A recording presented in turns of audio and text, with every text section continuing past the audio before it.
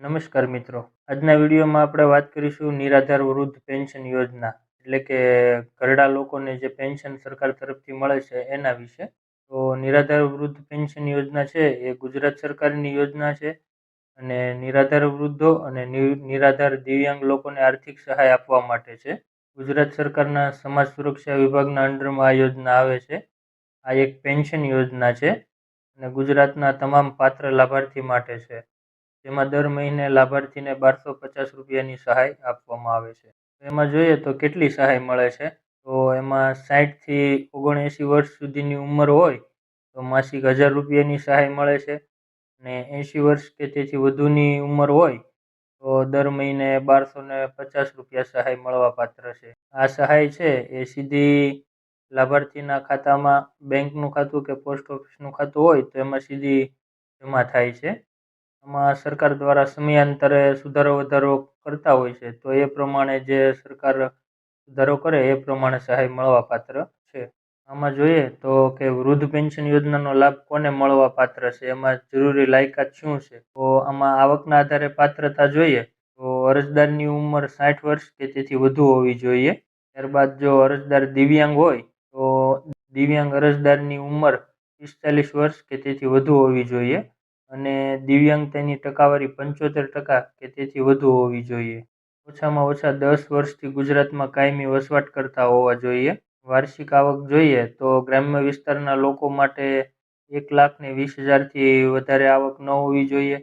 શહેરી વિસ્તારમાં 1,50,000થી વધારે આવક ન હોવી જોઈએ. ગ્રામ્ય વિસ્તાર માટે 1,20,000થી ઓછી આવકવાળો દાખલો જોવે અને શહેરી વિસ્તાર માટે 1,50,000થી ઓછી આવકનો દાખલો જોઈએ. આ ઉપરાંત અરજદારને 21 વર્ષ કે તેથી વધુ ઉંમરનો પુત્ર કે પૌત્ર ન હોવો જોઈએ અને જો હોય પરંતુ માનસિક અસ્થિરતા હોય, દિવ્યાંગતા હોય અથવા કેન્સર કે ટીબી જેવા ગંભીર બીમારીના કારણે પુત્ર કે પૌત્ર કમાવવા માટે અસમર્થ હોય તો નિયમ મુજબ અરજી કરી શકાય છે.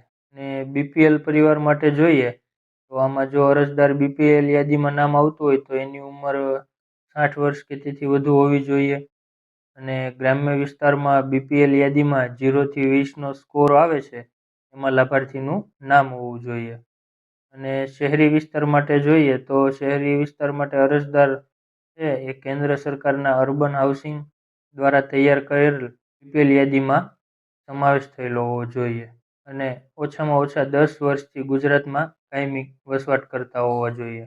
ત્યારબાદ આગળ જોઈએ તો અરજી માટે કયા કયા ડોક્યુમેન્ટ જોઈએ છે, તો એમાં સૌપ્રથમ અરજદારના ઉંમરનો પુરાવો એટલે કે જન્મ તારીખનો દાખલો અથવા એલસી જોઈએ અને જો આ બંનેમાંથી એક પણ ના હોય તો સરકારી દવાખાનાના ડૉક્ટરનો ઉંમર અંગેનો દાખલો આપતા હોય છે એ પણ ચાલે છે. ત્યારબાદ આવકનો દાખલો જોઈએ. ત્યારબાદ દિવ્યાંગતાનું પ્રમાણપત્ર છે, એ ફક્ત દિવ્યાંગ લાભાર્થી હોય તો એને જ લાગુ પડશે. ત્યારબાદ છે 21 વર્ષથી મોટી ઉંમરના પુત્ર ન હોવાનું પ્રમાણપત્ર. એ પ્રમાણપત્ર જેને લાગુ પડે છે એમને હશે, ફરજિયાત નથી. ત્યારબાદ આધાર કાર્ડ છે. ત્યારબાદ બેંક, પોસ્ટ ઓફિસ અને ખાતાની વિગત છે, રેશન કાર્ડ, પાસપોર્ટ સાઇઝનો ફોટો અને બીપીએલનો દાખલો જો લાગુ પડતો હોય તો. ત્યારબાદ આપણે જોઈએ તો અરજી કેવી રીતે કરવી, તો વૃદ્ધ પેન્શન યોજના માટેની અરજી છે જનસેવા કેન્દ્ર અથવા તો મામલતદાર કચેરીથી કરી શકાય છે. મામલતદાર કચેરીએથી તમને ફોર્મ પણ મળી રહેશે અને ઓનલાઈન પણ ફોર્મ મળી રહેશે. તો આ ફોર્મ ભર્યા બાદ ફોર્મ સાથે જરૂરી તમામ ડોક્યુમેન્ટ જોડી તમારે લાગુ પડતી મામલતદાર ઓફિસે જમા કરાવવાનું રહેશે. ત્યારબાદ જ સહાય મળશે. અને ખાસ નોંધ આમાં જોઈએ તો યોજનાની પાત્રતા છે એ વિસ્તાર પ્રમાણે, સ્થિતિ પ્રમાણે બદલાઈ શકે છે, એટલે ફોર્મ ભરતા પહેલાં તમારે નજીકની મામલતદાર કચેરીનો સંપર્ક કરી ત્યાંથી માહિતી તમે વધારે મેળવી શકો છો. આવા જ મહત્ત્વના અને કામના વિડીયો જોવા માટે ચેનલને સબસ્ક્રાઈબ કરવાનું ભૂલશો નહીં.